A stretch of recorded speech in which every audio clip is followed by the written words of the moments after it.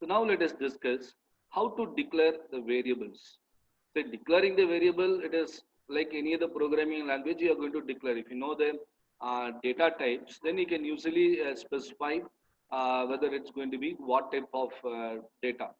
So, but still, C++ has many flexibility for declaring the variable. So, what are the flexibilities we have? Let us see. So C++ allows the declaration of a variable anywhere in the scope. Okay. So you need not to no, you need not to hesitate to declare a variable whenever you want. Wherever you want to declare a variable, you can declare a variable and start proceeding with that variable. Whereas in other languages, what you have to do, we have to declare the variable at the beginning of the program itself.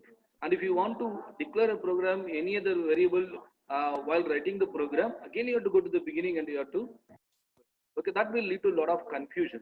In order to avoid that, so has a flexibility of declaring a variable in every place of the program. And a variable can be declared anywhere as and when required. As you write a program and you feel that one particular variable is required, so immediately what you can do, you can declare a variable and you can even assign it also. The advantages of having this flexibility of declaring a variable is it makes a program much easier to write and reduces the errors. So while reading, you can understand. While reading the program, you can understand that. So it's quite easy to write a program, and also we can easily understand that uh, for what purpose the particular variable is used. Okay, so that's how basically it serves the purpose. Disadvantage is, and so we probably if we take any conventional programming language where we are allowed to declare a variable only at the top of the uh, program, we can set a scope. No integer variable, how many character variables are used. But whereas when you declare a variable, then you must go through the entire program to know what are the variables are declared and what are its purpose and how it's going to be used and what it's going to be a scope. That's about the basic disadvantage of this particular of having a flexibility. The program example that's given here. So you have main block is here. Then you have a float declared with the variable. And variable is declared of type float. So some will have the value 0 and x generally a simple variable will have some initialization it's going to have. Then there is a for loop is being used here in the I is equal to I is less than 5, I plus plus. Then it's going to take a x value. Every time it's going to take a x value from the user. Then as it takes sum is initialized with a 0 and this x value will be the previous. So like this sum gets is equal to 5 or equal to 5 only, the sum will be after sum to any operation. We understand that yes, now I want to find out the average. Okay, then what do I? Then I need one more variable here. What variable? So I need a variable called average. I'm going to floating data type. So I need average variable of floating data type, a float data type. So as I perceive that there is a thing to I declare a variable. So that is called a declaration of variable dynamically while writing the program. Okay.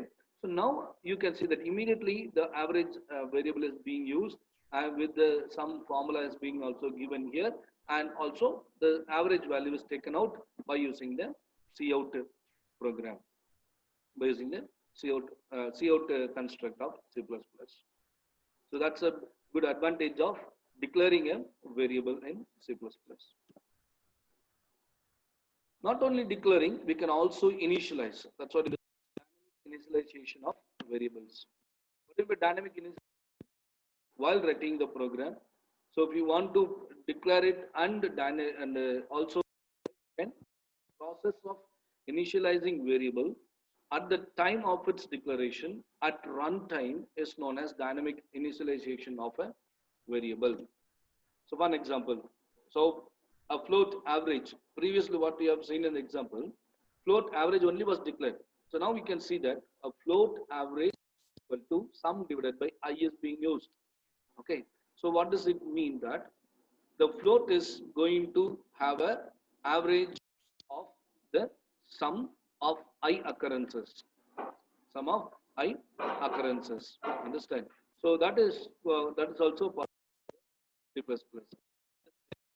To break it needed using information that is at the runtime, isn't it? While executing the program, and you need more objects, then you do not know how many objects are required. Then what you can do, you can compute it. Once you compute it, then based on the computer data, okay, then that's the part of the variable. And another important, we can have for a variable, have a and having another name for a variable. Okay, so already know almost all humans, they have an original name. Along with that, they'll be having some nickname or alias name will be there, isn't it? So whoever, whatever you use, whether you use actual name or you're going to use a nickname or using an alias name, both all refer to the same person, same the person's behavior and everything. The same concept is derived here with the C++. Okay. So what is done here? Let us see. So reference variable means it provides alias previously defined variable. So what does it mean? So previously there must be a variable, and for that variable we are going to given another name. Okay. Then while writing the program, now then you can use any of the names. Interchangeably you can use either a old name you can use or also a new name. Okay. So the usage you can see that here. So you can see that here data type. Okay. So data type and ampersand symbol, and also so data type, ampersand symbol, and reference name, and also variable name. This reference name is nothing but a new name, and this after equal to what I'm writing is old name. So now here, now generally the classrooms now have a different name. Some people say it's a lecture hall. Some people say it's a classroom. Okay, so like that we can say. So what I do, I just use one simple example here. A classroom is of of value 203, which is a basically an integer. It's basically for I want to give called a lecture hall.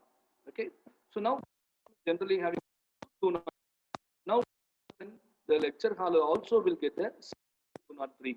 So interchangeably wherever I use the lecture hall or a classroom, the value of both will have the value of 203.